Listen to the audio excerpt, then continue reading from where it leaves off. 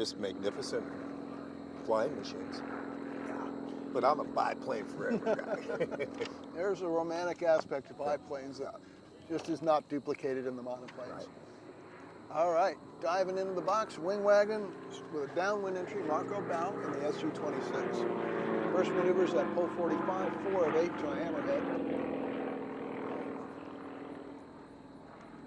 And when he finishes this maneuver, I'm just going to try an experiment for figure 2 only, where I'm going to try and tell you in real time what the judges are looking for, okay?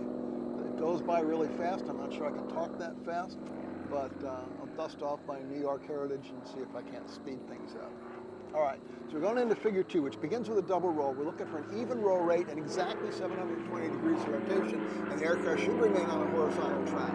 Next, we're going to see a 2 of 2 opposite, where the 2 rolls, half rolls occur at the same speed and exactly 180 each. Now we're looking at a half loop up, and that should be a perfect semicircle. I'll often put my thumb up there to have a reference to look against. Then he has a 1.5 roll and an inside snap and a half opposite, where we needed to see the nose pitch up, which we did, and then exactly 1.5 rolls. End of figure. That's all the judges needed to see. Piece of cake, right? From there, he's going to push into figure 3 for vertical upline.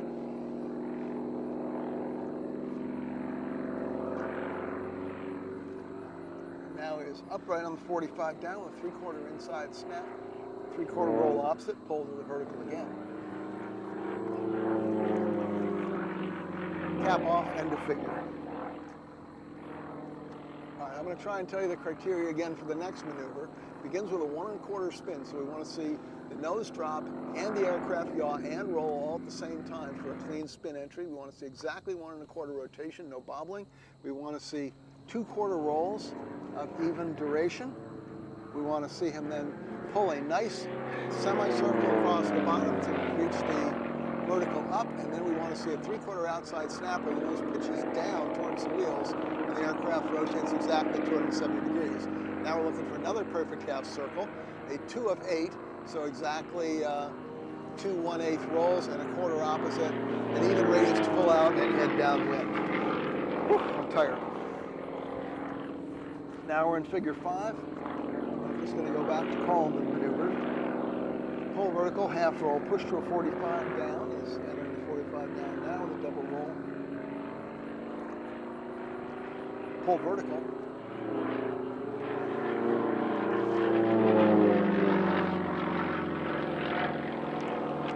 And layout inverted. End of figure 5.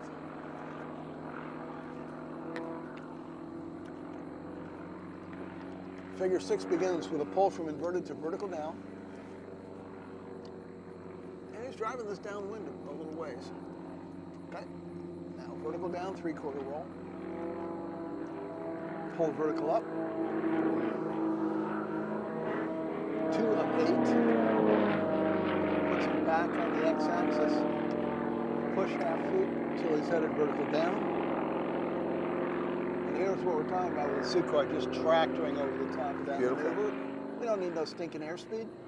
And a double roll. Pull the horizontal and out. End of figure. Number 7, pull to a 45 up. 2 of 2. Pull vertical. And looking for a hammerhead pivot.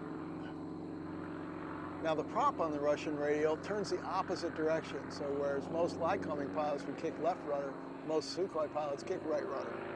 Full roll on the vertical down, finish upright, finish downwind, pull vertical, 4/8 tail slide for the full roll. Wheels up slide, it's marked on the sequence form as a dashed line. It indicates the airplane is inverted during the flop. There it is. Half roll on the down, pull out, exit upwind. Figure 9 is that horizontal S, so full roll, 5/8 loop.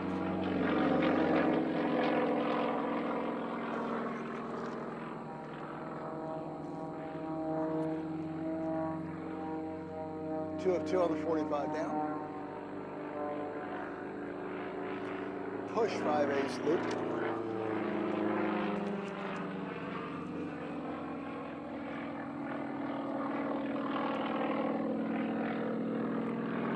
3/4 roll one way, 1 3/4 opposite. End of figure. And now the rolling turn. 270 roller, 1 to the inside, half to the outside.